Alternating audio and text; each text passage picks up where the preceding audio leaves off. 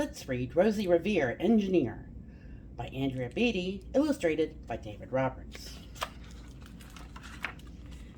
This is a Abrams books for young readers, New York. This is a story of Rosie Revere, who dreamed of becoming a great engineer. In Lila Greer's classroom at Blue River Creek, young Rosie sat shyly, not daring to speak. But when no one saw her, she peeked in the trash for treasures to add to her engineer's stash. And late at night, Rosie rolled up her sleeves and built in her hideaway under the eaves. Alone in her attic, the moon high above, dear Rosie made gadgets and gizmos she loved.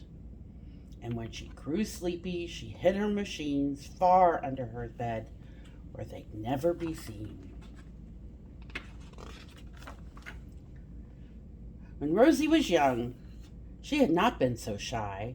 She worked with her hair swooping over one eye and made fine inventions for uncles and aunts, a hot dog dispenser, and helium pants. The uncle she loved most was Zookeeper Fred, and she made him a hat to keep snakes off his head, from parts of a fan and some cheddar cheese spray, which everyone knows keeps pythons away. And when it was finished, young Rosie was proud, but Fred slapped his knee and he chuckled out loud.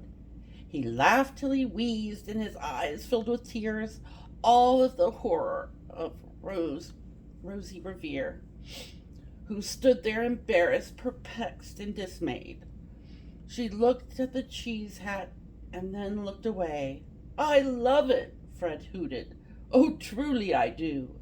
But Rosie Revere knew that could not be true. She stuck the cheese hat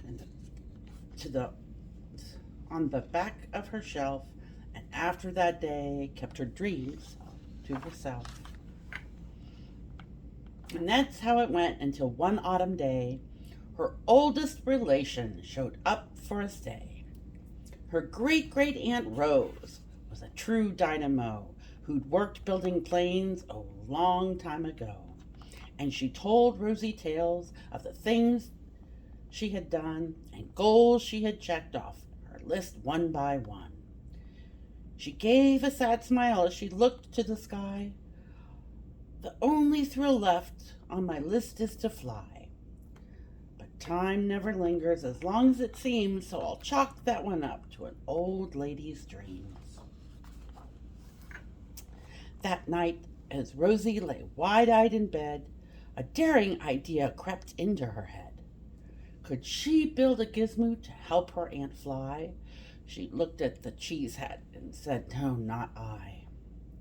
But questions are tricky, and some hold on tight, and this one kept Rosie awake through the night. So when dawn approached and she read streaks of the sky, young Rosie knew just how to make her aunt fly. She worked and she worked till the day was half gone, and then hauled her cheese copter out onto the lawn to give her invention a test just to see the ridiculous flop it might turn out to be.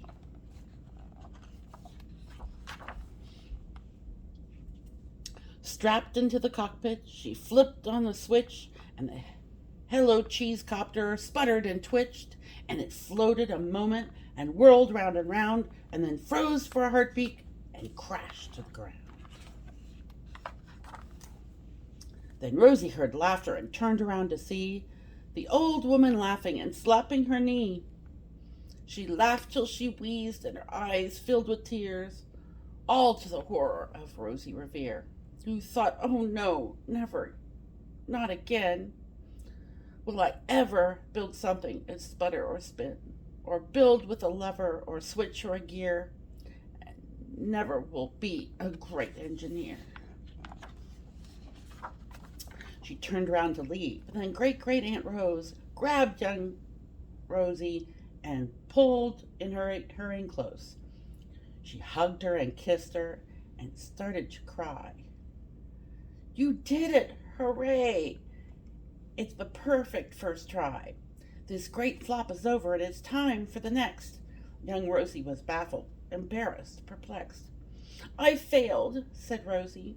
It's just made of trash. Didn't you see it? The cheese copter crashed. Yes, said Great Aunt. It crashed, that is true. But first, it did just what it needed to do. Before it crashed, Rosie, before that, it flew. Your brilliant first flop was a raging success. Come on, let's get busy and get on to the next. And she handed a notebook to Rosie Revere, who smiled at her aunt as it all became clear. Life might have its failures, but this was not it. The only true failure can come if you quit. They worked till the sun sneaked away to its bed, and Aunt Rose tied her headscarf around Rosie's head and sent her to sleep with a smile ear to ear to dream the bold dreams of a great engineer. At Blue River Creek, all the kids in grade 2 built gizmos and gadgets and doohickeys too. With each perfect failure, they all stand and cheer, but not quite as proudly as Rosie Revere. The end. We've been reading Rosie Revere, Engineer, by Andrea Beaty, illustrated by David Roberts.